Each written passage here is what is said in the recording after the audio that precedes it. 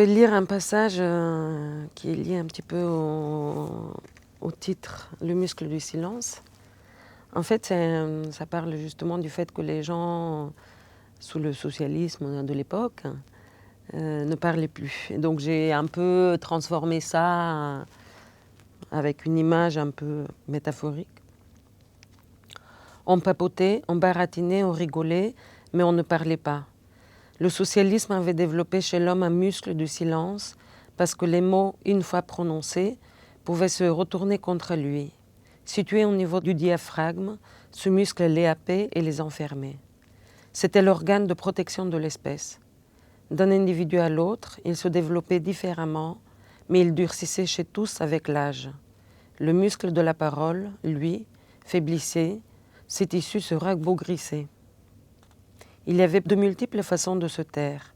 En famille, les scandales remplaçaient la parole. On les faisait éclater au moindre prétexte. On se précipitait comme dans un magasin tout juste achalandé. On s'arrachait les arguments et les reproches, toujours les mêmes. Le choix était limité.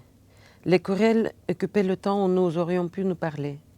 Dehors, l'équivalent de se taire, c'était mentir. La peur avait déshumanisé la parole, lui avait enlevé sa fonction primaire, celle de communiquer les pensées et les sentiments.